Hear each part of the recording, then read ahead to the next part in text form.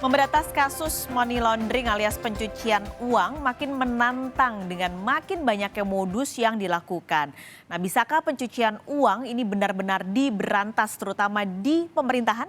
Kita akan bahas pagi ini bersama Direktur Selios Bima Yudhistira. Mas Bima, halo selamat pagi Mas.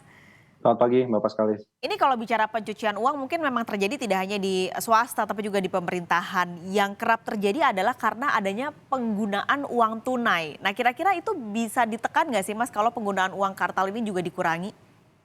Iya jelas ya, jadi kalau uang tunai dalam bentuk cash keras, bukan melalui transfer dari perbankan, ini akan sulit ditelusuri.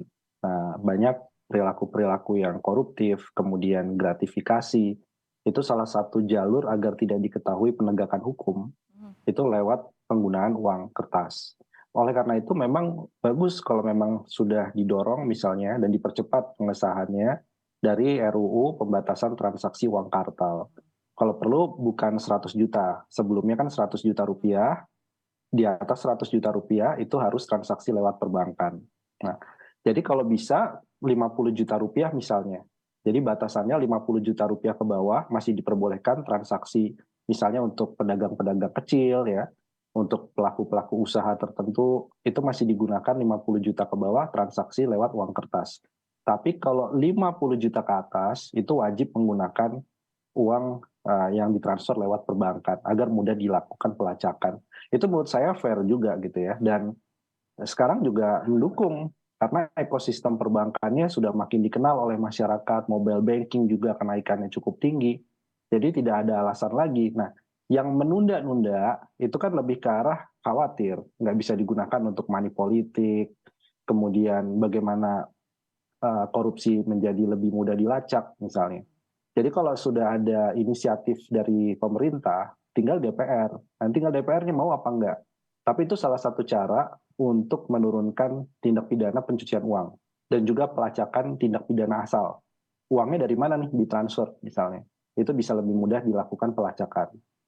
Karena sebenarnya RUU ini kan sudah dibahas dari berapa? 2019 bahkan ya Mas ya, tapi kayaknya sampai Ya. sekarang nggak jelas gitu ujungnya. Jadi ini sebenarnya kira-kira RUU ini bisa gol atau enggak sih? Ya, saya pikir kalau presiden mau mendorong, kemarin presiden bagus ya mendorong RUU perampasan aset. Tapi perampasan aset itu kan kalau sudah terjadi tindak pidana korupsinya Mhm. atau tindak pidana gratifikasinya, baru dirampas asetnya oleh negara. Nah, pencegahannya ini atau upaya preventif ini dilengkapilah dengan transaksi uang kartal yang dibatasi tadi. Harusnya sebenarnya ini satu paket, nggak bisa terpisah. Kalau memang ingin serius mencegah tindak pidana pencucian uang, terutama di lingkungan ASN, kementerian lembaga. Tapi pertanyaannya lagi, bisakah pemerintahan, kita hanya nggak bicara soal pemerintah pusat Mas Bima, tapi juga di daerah-daerah benar-benar 100% cashless gitu? Ya, bukan cashless, makanya tadi ada batasannya misalnya Mhm. 50 juta rupiah ya. Atau 100 juta rupiah lah, itu masalah nominalnya.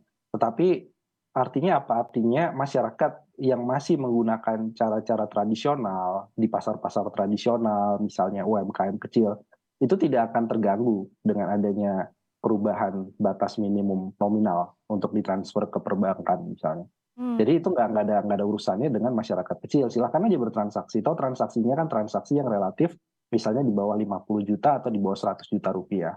Nah, tapi ini akan sangat sekali berimbas.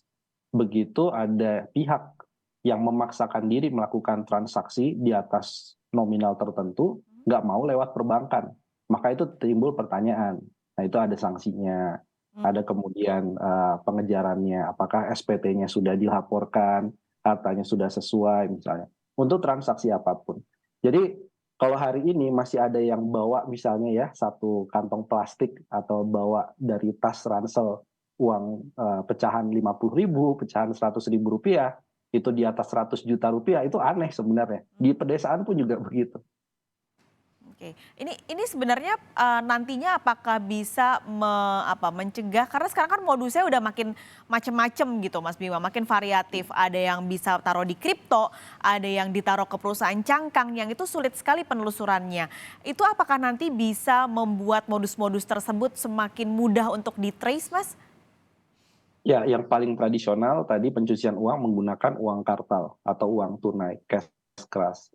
Tapi juga kita tidak menafikan ada yang namanya perusahaan SPV, Special Purpose Vehicle, Mhm. ataupun perusahaan cangkang. Cangkang ini baik di dalam negeri maupun di luar negeri sebenarnya. Nah, inilah pentingnya pemerintah kerjasama dong dengan OJK, dengan BI, bisa melakukan penelusuran. Ini perusahaan beneficial ownership-nya siapa? Siapa sih sebenarnya menerima ini? Uang modal aslinya itu dari bisnis apa? Nah, itu kemudian yang bisa dilakukan kerjasama untuk pencegahan. Jadi sebelum dananya masuk ke Indonesia ditransfer, itu sudah ada pencegahan dan verifikasi. Nah, itu yang memang jadi standar internasional sekarang. Apalagi Indonesia juga kan bergabung ke dalam FATF ya, Mmm. Forum Internasional untuk Anti Pencucian Uang secara global. Nah, itu sebenarnya sudah ada, Heeh. nah tinggal kemudian dikembangkan lagi. Sekarang yang jadi tantangan kalau cangkang itu sudah mulai ada ketat, ini soal kripto tadi betul sekali Mbak Paskalis. Mmm. Jadi masalah aset kripto ini juga banyak yang menggunakan untuk hal-hal yang sifatnya ilegal. Meskipun tidak semua, ada yang minatnya memang investasi. Mhm. Tapi untuk yang tujuan ilegal ini memang harus ada kerjasama antar negara, khusus untuk pengawasan aset digital. Kalau yang kerja sama pemerintah dengan BI dan OJK itu berarti sampai sejauh ini belum ada ya? Sudah ada, pasti ada, sudah ada kerjasama itu. Nah, cuman maksudnya aturan-aturan teknis yang mencegah perusahaan cangkang tadi, Mhm. kemudian juga kejelasan siapa beneficial ownership-nya, dan penyidikan dan penelusuran, itu yang perlu kemudian harus lebih serius lagi. Karena kan waktu itu kita sempat heboh dengan Panama Papers. Ya. Banyak nama-nama pejabat, banyak nama pengusaha juga masuk dalam Panama Papers. Kemudian berulang lagi tuh ada Paradise Papers dan papers-papers yang membuka bahwa banyak kejahatan-kejahatan keuangan atau penggelapan pajak itu yang menggunakan perusahaan cangkang. Tapi tantangannya nggak sesederhana itu Mhm. karena beberapa perusahaan cangkang di Bahama, di Virgin Island misalnya, atau di Panama sendiri, itu adalah perusahaan-perusahaan yang memang dilindungi oleh negara mereka ya dengan pajak yang 0% atau sangat rendah, kemudian kerahasiaan data pengguna atau pribadi, itu memang dilindungi oleh nah itu perlu mungkin ada kerjasama juga gitu ya Indonesia di level internasional, sehingga perusahaan-perusahaan cangkang tadi tidaknya diperketat lah dan juga transparan apabila ditemukan kejanggalan aliran transaksi, Mmm. gitu. Mungkin kalau untuk memasuki wilayah, negara lain tadi Mas Bima bilang juga agak sulit, tapi bisa nggak sih Mas dibuat, jadi di dalam negeri dulu transaksinya ketahuan sehingga dia nggak bisa keluar dananya dari Indonesia, itu nanti bisa nggak sih dibuat aturan seperti itu? Bisa kejelasan siapa penerimanya, siapa pengirimnya. Saya pikir perbankan pun juga sekarang bikin buku tabungan pun juga relatif panjang gitu, syarat-syaratnya gitu ya. Kalau kita perhatikan satu persatu, artinya memang ada perbaikan lah untuk kemudian di dalam negeri pencegahan. Tapi saya pengen ingatkan juga gitu ya kepada masyarakat. Kadang-kadang begini, kadang-kadang masalah pencucian uang itu bukan sesama elit gitu ya, atau misalkan sesama tindak pidana pelaku korupsi yang sama-sama mengetahui. Kadang-kadang menggunakan nama office boy, menggunakan nama ART-nya gitu ya, atau pembantu rumah tangga misalnya, atau masyarakat yang tidak tahu menahu disuruh bikin tabungan, ditransfer di situ, Mhm. tapi tidak boleh melihat saldonya, tidak boleh melakukan penarikan, hanya yang boleh menarik adalah yang mentransfer pencucian uang itu. Nah, bagi masyarakat juga penting nih, kalau ada dana transfer yang tidak jelas, tiba-tiba masuk misalnya gitu ya 100 juta, ini dari mana saya nggak pernah melakukan transaksi gitu, nggak berkaitan dengan pekerjaan. Nah itu segera melaporkan kepada perbankan, jangan-jangan dipakai datanya tadi untuk transaksi pencucian uang. Nah jadi harus dari perbankan iya, tapi dari sisi nasabahnya juga jangan mau dijadikan sebagai modus ataupun instrumen pencucian uang.